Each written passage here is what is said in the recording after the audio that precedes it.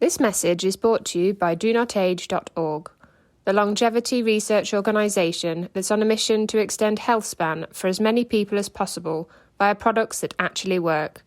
Start your journey today at DoNotAge.org and use code LLAMA for a 10% discount. That's LLAMA. If I followed the live a long and healthy life to its extreme, would I partake in that rare piece of cake at my son's birthday party? And I would say, I don't want to miss that as part of that life experience. On the other hand, birthday cakes don't need to be consumed every single day. Hello and welcome to the Live Long and Master Aging podcast. I'm Peter Bowes. This is where we explore the science and stories behind human longevity. Now, one of the greatest scourges of modern life is type 2 diabetes. It's a global epidemic. It affects many millions of people. Many more are pre-diabetic, on the brink of a condition that cuts so many lives short. Now, I've always understood diabetes to be about insulin resistance. People with type 2 diabetes make insulin in the pancreas, but their cells don't use it as well as they should. That's a simplistic explanation, but it's pretty much my understanding of how it affects us. But is that the full story? Indeed, is that the story? I'm at TEDMed, the Health and Medical Conference in California, where conventional wisdom isn't always the order of the day. I'm joined by Dr. Harith Rajagopalan, who is the co-founder and CEO of Fractal, a medical technology company based in Lexington, Massachusetts. Welcome to the LLAMA podcast. Thank you. It's a pleasure to be here. So let's start with your definition of type 2 diabetes. I agree with your definition of type 2 diabetes. Type 2 diabetes is a metabolic disease that is driven by our modern lifestyles and diets, which leads to insulin resistance and eventually the failure of the pancreas. And when the pancreas's insulin production cannot keep pace with the body's resistance to insulin, meaning even though patients with type 2 diabetes have pancreases that are producing well excess of normal levels of insulin into the bloodstream, the body is not responsive sufficiently to that insulin, and blood sugar levels rise. So type 2 diabetes is defined very much by the presence of high blood sugar, which is a symptom of the disease rather than its cause. So the diagnosis often comes when the blood sugar levels rise above a particular level, though I think that the disease has actually been going on for quite some time before that, and the pancreas has been able to compensate to keep the blood sugar level low by working extremely hard for a very long time. So tell me, what is Fractal? What is your company doing? Our company has developed a minimally invasive procedural therapy that has developed a catheter and a piece of capital equipment called a console that works the catheter that enables a procedure that can treat a portion of the small intestine that is damaged by our modern diets, in order to try to rejuvenate the lining of the intestine to reverse the insulin-resistant state that drives metabolic diseases, including type 2. So let's just dig a little deeper into that. Explain the connection more specifically, between diabetes and the internal structure of the duodenum? Sure. So we know that patients with type 2 diabetes have high blood sugar. We know that they have high blood sugar because their pancreas is failing. We know that their pancreas is failing because of insulin resistance. Where our knowledge has fallen short is really understanding why we become insulin resistant in the first place. And I think for a very long time, we ascribed insulin resistance to a combination of our diets and our genes, which leads to excess weight and insulin resistance. But even within that, I think you can sense there's a bit of a hand-waving rationalization of why people become insulin resistant. And I became obsessed with this question because I was a cardiologist and I had seen that there are certain forms of surgery that were originally intended for weight loss that seemed to reverse diabetes nearly instantaneously after the surgery before any weight loss. and without even touching the pancreas. And I was awestruck by this real, undeniable clinical observation that a surgery on the intestine can reverse diabetes without even touching the pancreas. And can do a surgery not intended to do that. And the surgery is not even else. intended to do that. The surgery is intended to make people lose weight. It's easy to say that the reason that the diabetes is getting better is because people are losing weight. Except when you talk to the surgeons, you realize that patients' insulin requirements are going away 1, 2, 3 days after the surgery, before they've even lost an ounce of weight. I found this to be the most fascinating observation that totally defied any explanation that I had ever come across, and I was determined to try to understand it better. What it led me to realize is that there's a component of insulin resistance that is driven by being overweight. But that doesn't explain the full story, because if you bypass surgically a portion of the intestine, you can make someone more sensitive to insulin almost immediately. I came across a paper about 6 or 7 years ago that showed that if you undo the bypass, you can make the insulin resistance come back. So a single individual can be either made diabetic or not diabetic just by whether or not food comes into contact with the first part of the intestine. So there's double the evidence. You take it away and you put it back and you see the effect. Exactly. So I became convinced that there's something going on in the intestine that we don't really fully appreciate today that's actually driving insulin resistance. And this is a surprise until you realize that our intestine is actually our body's largest endocrine organ, meaning hormone-producing organ. And one of the jobs of the intestine that is underappreciated is to help control blood sugar by regulating not only the release of insulin from the pancreas, but also the body's responsiveness to that insulin in order to balance the two so that you can keep blood sugar within a reasonable range throughout the day. And so if you assume now that there's a change or a pathology in the intestine that's altering that balance, that is driving individuals' bodies to be less responsive to insulin, you can now appreciate that that can lead to insulin resistance and cause diabetes. And that became the only rational explanation that I could come up with to justify what was already clearly evident, that these surgeries are curing diabetes, and we don't understand why. So we started to try to investigate this problem, and we discovered that there are changes in the lining of the first part of the intestine. And that led me to the realization that diabetes may in fact be fixable. If it's an anatomical problem of the lining of the intestine that's actually driving the disease state, then we can think about it like other anatomical problems elsewhere in the body, and we can address it anatomically. So having identified that, how are you addressing it? Well, we realized that what's happening is that sugar exposure and fat exposure in our modern diets are driving an overgrowth of the lining of the intestine.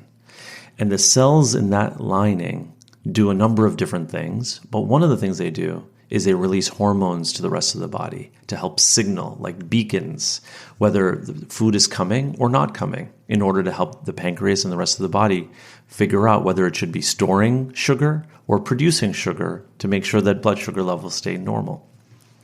So if there's an overgrowth of these cells, it seemed natural to us to try to figure out a way to reverse that overgrowth. So we developed a catheter that can be delivered through the mouth by a gastroenterologic endoscopist in order to treat the portion of the lining with energy to kill the excess cells. And we do it in a very safe and precise way, which is where our technology and device development comes into play, in order to rejuvenate that lining.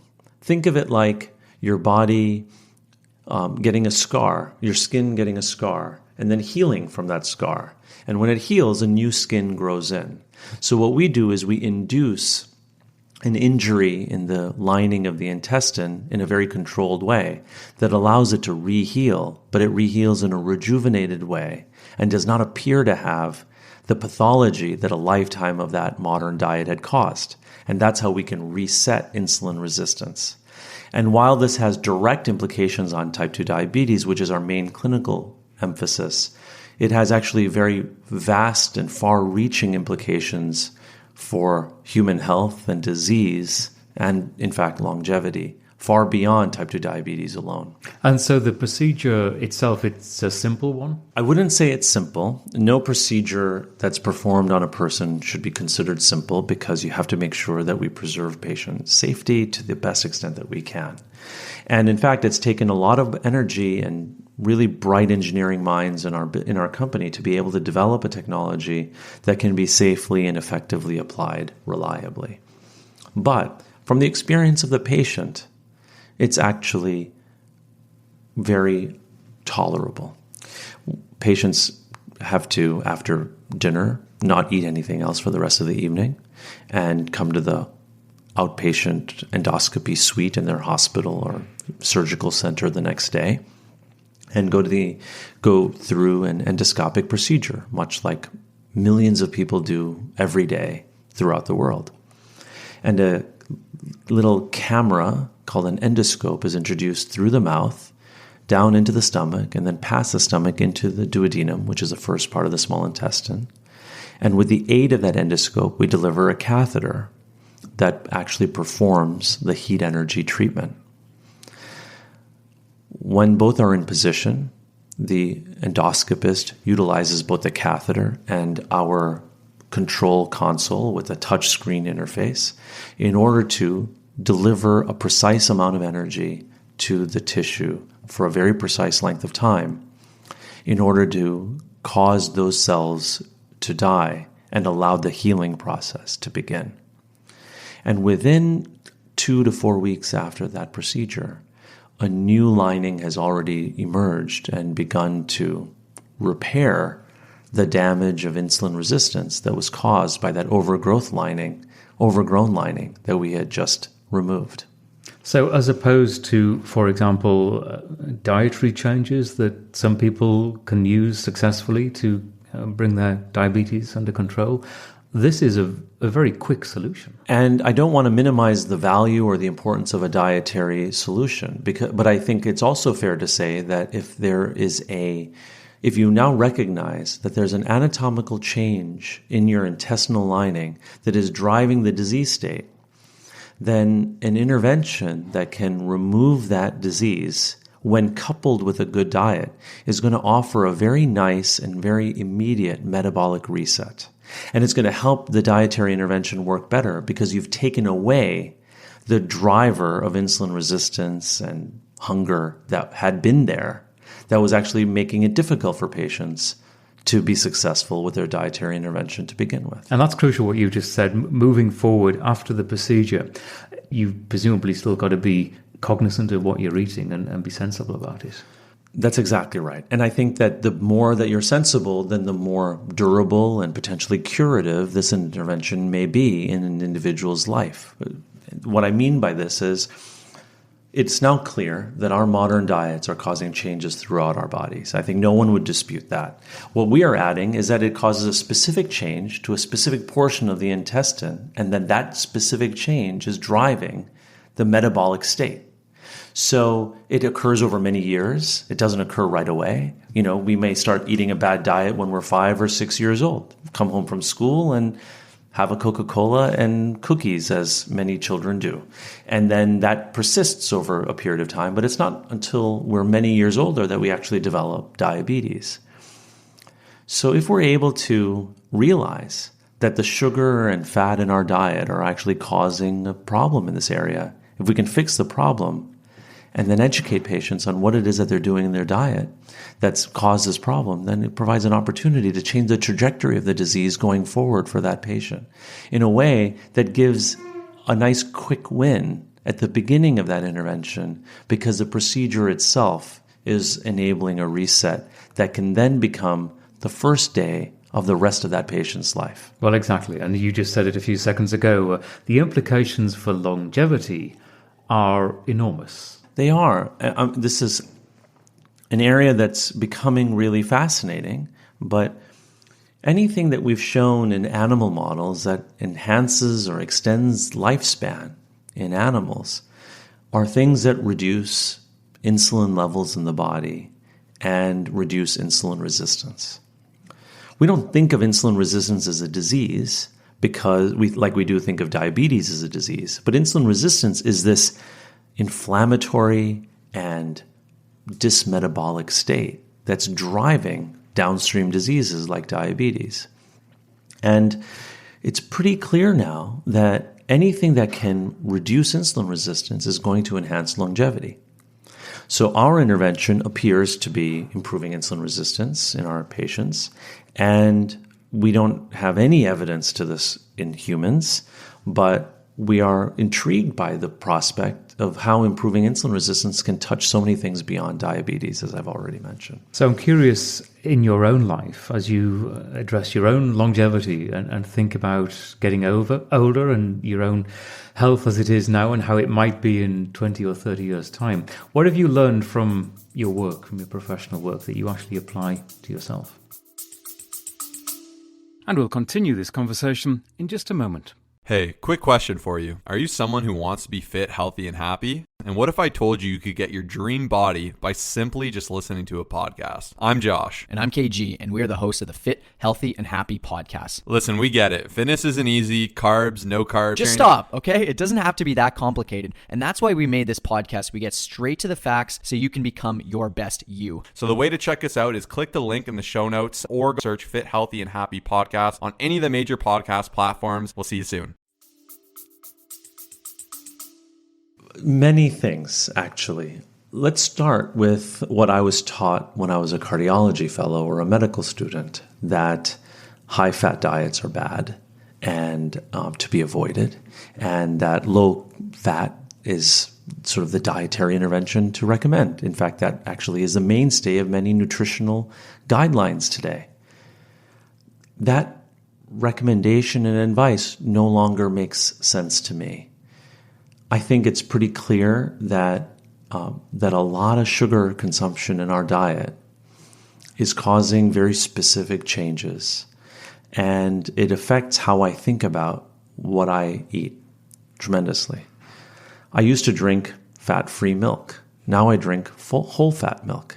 I used to look for low-fat snacks, and I don't do that anymore. Yogurts, that kind of thing. I used to look for low-fat yogurt, and I don't do that anymore. I think that fat fulfills a very useful purpose. Can you explain the science there? Why is fat okay?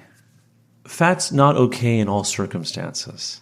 I think that fat in the presence of sugar is really bad. I think that too much sugar driven by this low-fat craze, I mean, there's only three things, right? You either have protein, or you have fat, or you have carbohydrates like sugars.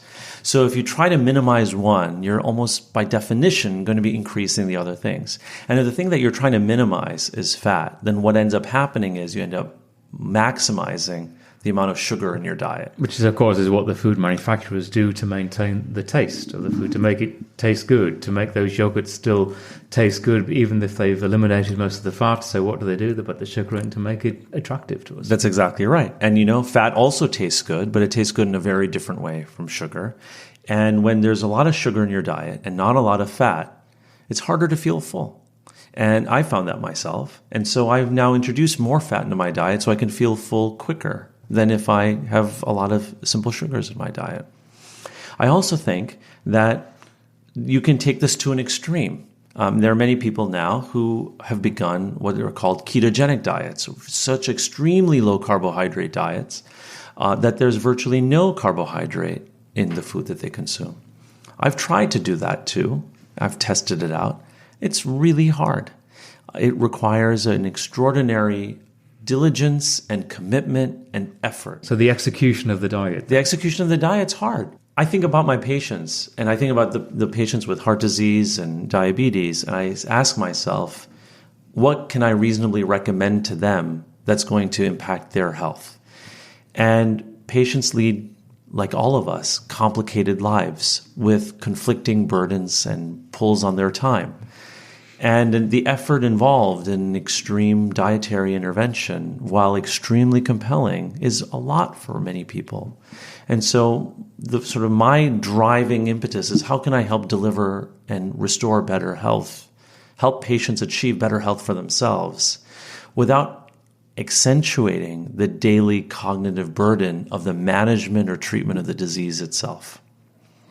And so by intervening in the duodenum as we do, by offering sort of a metabolic reset, what's attractive to us is that it reduces the daily cognitive burden on individuals and allows us to focus on some few simple dietary recommendations, which are tractable in otherwise complex and busy lives, which is to identify what are the few things that that person is doing that are most directly impacting the risk of the diabetes coming back, and then just intervening on those things in order to try to blunt the likelihood of the disease reversal.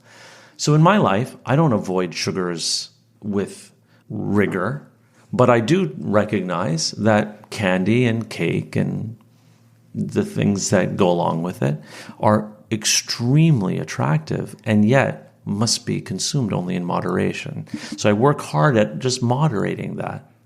I think that's the key. Have you ever tried, and a lot of what you've said resonates with how I lead my life and the kind of diets that I've tried, and I think certainly a ketogenic diet would be too far for me, would be too much, as you say, in terms of the execution of what it takes. Also, I'm not a particularly big meat eater. I prefer a plant-based diet, so it doesn't necessarily go along well with a ketogenic diet. Have you tried fasting? Well, it's interesting because many religions have fasting as a component of their prescriptions. I remember growing up that my grandmother would eat very limited food on Saturdays and once a month would truly fast. And obviously in the Arabic culture, Ramadan and the month of fasting is, I don't think those things happen by accident. I think the sort of the sociology there is that it's good for you to fast every once in a while. And what I do on most days is a light intermittent fast. So I will have dinner and I will finish my dinner at 8 p.m. and I won't have anything again other than coffee with cream until about 12 or 1 o'clock the next day. And my wife thinks that this doesn't make any sense to her. And my mother-in-law and father-in-law tell me that breakfast is the most important meal of the day. Well, that's what we were all told. We were all told that. Well, I'm not sure I buy that. I think that it makes really good sense to give your body a respite from consumption. I think it's good for pretty much everything in us. When we think about our ancestors who were hunter-gatherers living in the plains, food was not 3 times a day. It was rarer. It was actually much more feasting and then relative famine. And we were designed for those extremes. Actually, we thrived in those extremes, and our body is built for those extremes. And one interesting theory there is that when you're in a fasting state, you are actually mentally more agile. Your brain, your synapses seem to be snapping a little faster. You are more alert, and certainly the fasting I've done, you get to a point, maybe after a day or two, this is not a complete fast, maybe 700 calories in a day for a periodic fasting period of 5 days. You and I've talked about this many, many times, to the point that I'm boring people about it, but you get to the point where you are actually thinking faster and you feel great. So going back to the hunter-gatherer days, you're in that hungry state, you're desperate for food, but your brain is actually working really well and you're very alert to find the food. And whether you're hunting a wildebeest in the Serengeti or you're finding food in another way, the fact is you are alert to what is necessary to get that food, and that there is some scientific logic there. It makes very good sense to me. And I was under the impression that if I did this fasting for 16 hours or 18 hours in a day, that I would feel hungry and cranky. And I've actually never found that to be the case. So I'll have to think more about this. And maybe if I do a greater fast for a longer period of time, I'll know. It's an interesting area. But I do think actually one of the things I'd like to return to is that our science suggests that the changes that our diets are causing to our intestine are actually making it harder for patients who are already insulin resistant or diabetic to actually fast. Take as an extreme example a patient who has diabetes and who's on insulin. The opportunity to, or the flexibility to diet is actually severely diminished when you're taking a drug that's a growth hormone in insulin and is making you hungry. There's no surprise to why insulin makes people gain weight. It's a growth hormone. It's built to make you want to consume more. So if we really want to figure out a way to improve people's overall metabolic health, we have to figure out a way how to change the wiring that makes it so hard for patients who are at risk of expensive, debilitating complications of disease, make it easier for them to do the right things nutritionally. And it's not so simple as just blaming them for their condition and telling them that they need to try harder. Oh yeah, it's hugely complicated, and there are social factors there as well. The world that we live in, the way that food is marketed and thrown at us at every single opportunity. I think that is a huge part of it, is the commercialization, of course, of food, and a tremendous amount of money to be made by seemingly food manufacturers who don't really ultimately care that much. They wouldn't acknowledge that, but that's how it seems, especially if you're talking about fast food, that the end user isn't really being considered in terms of their long-term health. Well, can I provide a little bit of a contrarian view to that, which is that our ancestors who were hunter-gatherers out in the plains that we talked about were only about 600 or so generations ago. It's not long enough for our genes to evolve 600 generations.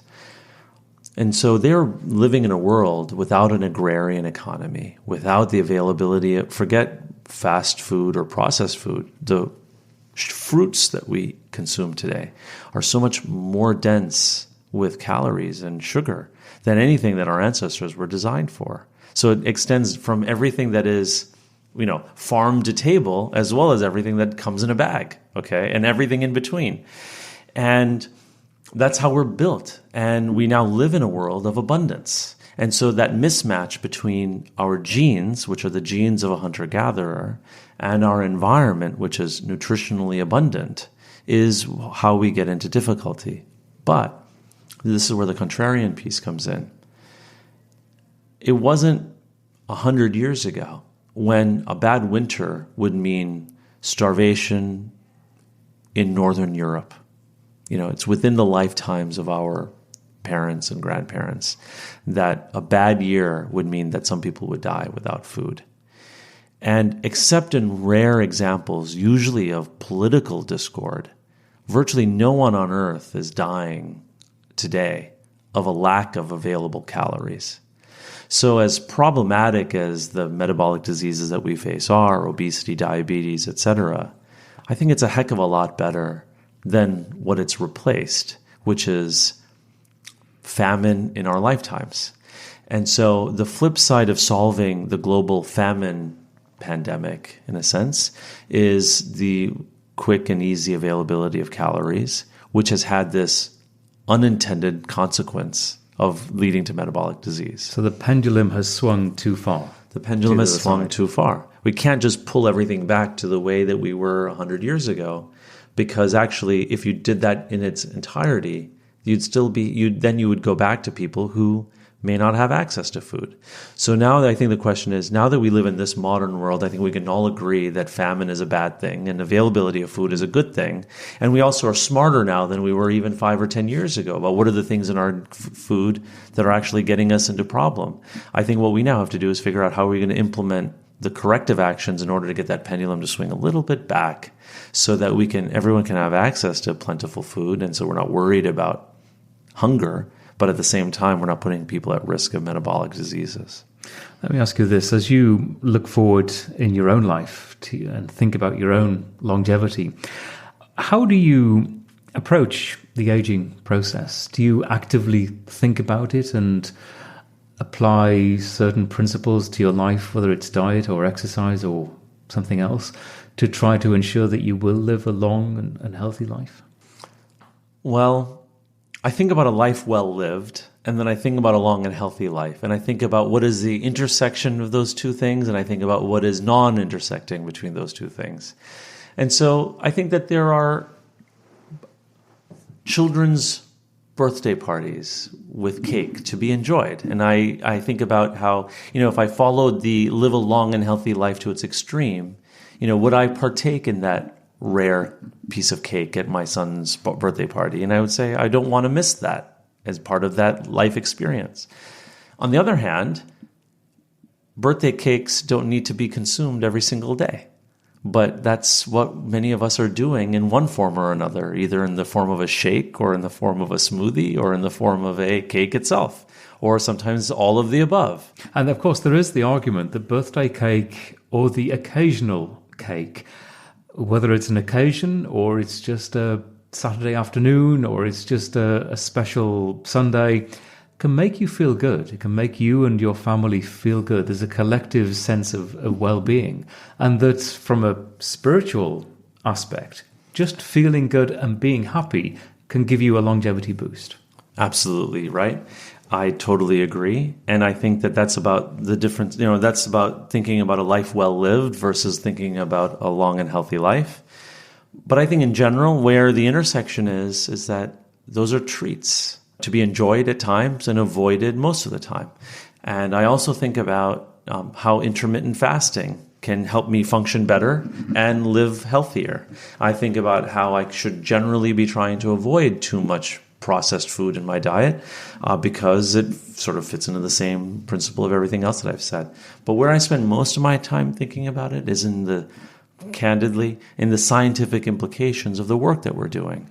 Because what I see is that this dysmetabolic state caused by changes in the intestinal lining, if you follow it to its logical conclusion, it's not just about metabolic diseases like diabetes, it's about other metabolic diseases as well, like non-alcoholic steatohepatitis, which is going to be a leading cause of liver failure in the developed world in the next few years, or polycystic ovarian syndrome, which is a leading cause of infertility.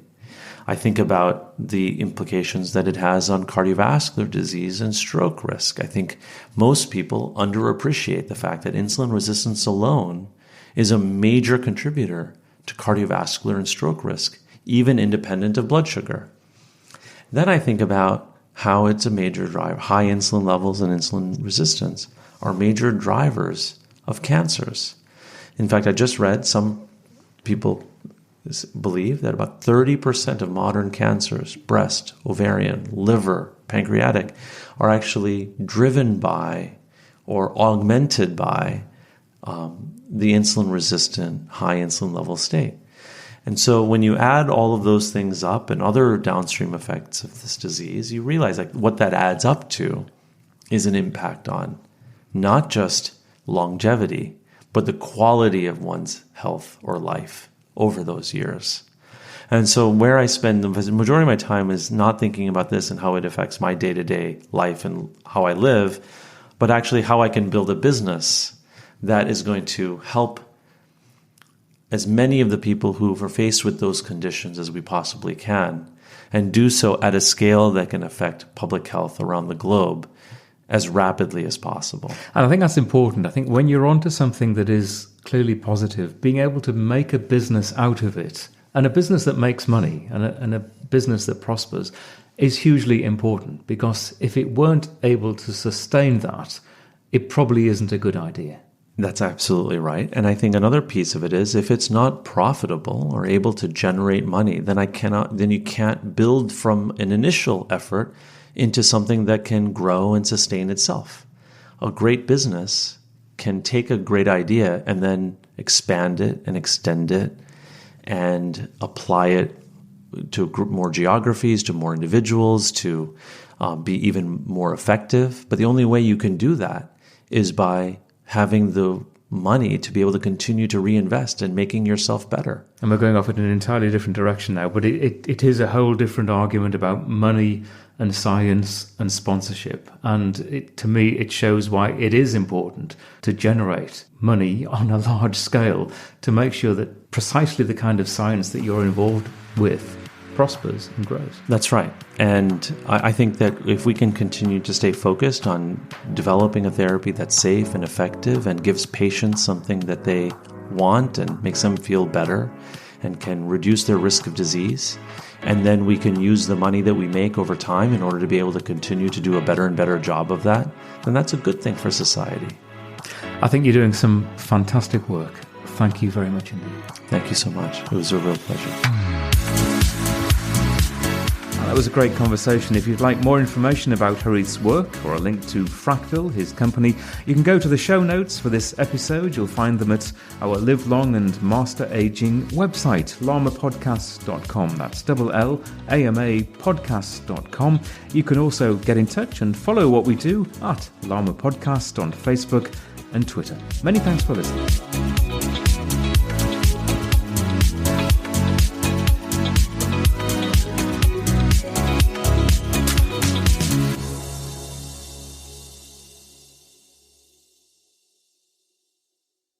Health optimization is what this podcast is all about, and that means taking care of our mitochondria, the energy centers of our cells. Physical strength, avoiding frailty is key, and that's why the science behind urolithin A and the work of Timeline Nutrition is so interesting. You can find out more and get a discount code at our website and in the show notes for this episode.